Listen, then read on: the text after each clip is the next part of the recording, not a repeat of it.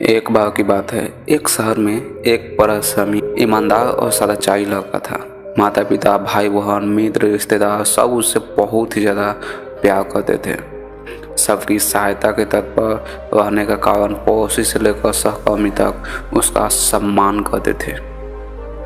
सब कुछ अच्छा था, किंतु जीवन में वह जिस सफलता प्राप्ति का सपना देखा था वह उसे कोसों दूर था। वह दिन रात जी जान लगाकर मेहनत करता था, किंतु असफलता ही उसके हाथ लगती थी। उसका पूरा जीवन ऐसे ही निकल गया और अंत में जीवन के चक्र से निकलकर वह काल चक्र में समा गया। किंतु उसने जीवन में सुकर्म किए थे, इसलिए उसे स्वर्ग की प्राप्ति हुई। देवदूत उसे लेकर स्वर्ग पहुँचे। स्वर्गलोक का अलौकिक सौंदर्य देखकर वह मंत्रमुग्ध हो गया और देवदूत से बोला, यह कौन सा स्थान है? यह स्वर्गलोक है। तुम्हारे अच्छे कर्म के कारण तुम्हें स्वर्ग में स्थापना की प्राप्ति हुई है।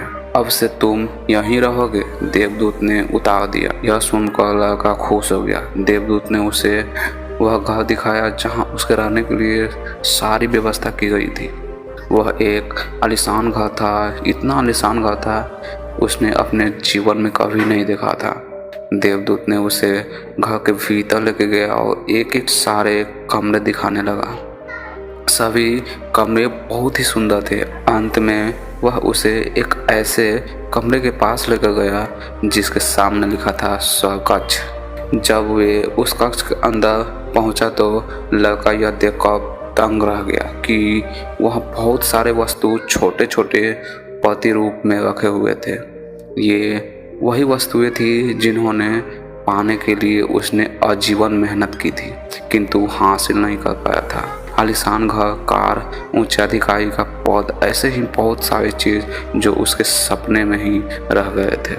वह सोचने लगा कि इन चीज़ों को पाने के लिए सपने में धरती लोक में देखा था, किंतु वहाँ तो ये मुझे मिला नहीं। अब यहाँ इनके छोटे छोटे प्रतिरूप इस तरह क्यों रखे हुए हैं?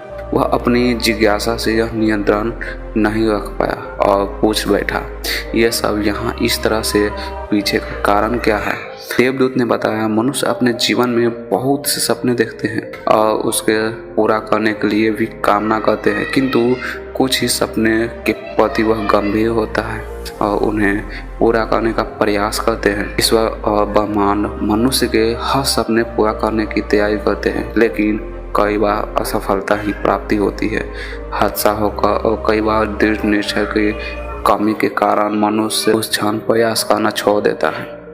जब उसके सपने पूरे होने वाली होती है तो उसके वही अधूरे सपने यहाँ प्रतिरूप के रूप में रखे हुए हैं। तुम्हारे सपने भी यहाँ प्रतिरूप के रूप में रखे हुए हैं। तुमने अंत समय तक हार न मानी होती तो उसे भी अपने जीवन में प्राप्त कर चुके होते। लड़के को अपने जीवन काल में की गई गलतियां समझ में आ गई, किंतु मृत्यु पश्चात अब वह कुछ नहीं कर सकता। मित्रों, किसी भी सपने को पूरा करने की दिशा में काम करने के पूर्व यह दृढ़ निश्चय कर ले कि वह चाहे कितनी भी मुश्किल क्यों ना आए, चाहे कितनी बार भी असफलता का हाथ क्यों न पड़े, अपने सपनों को पूरा करने की दिशा में तब तक प्रयास करेंगे जब तक वे पूरा नहीं हो जाते। अगर आपको ये वीडियो अच्छी लगी हो तो चैनल को सब्सक्राइब कर छोटी सी लाइक बस करिए।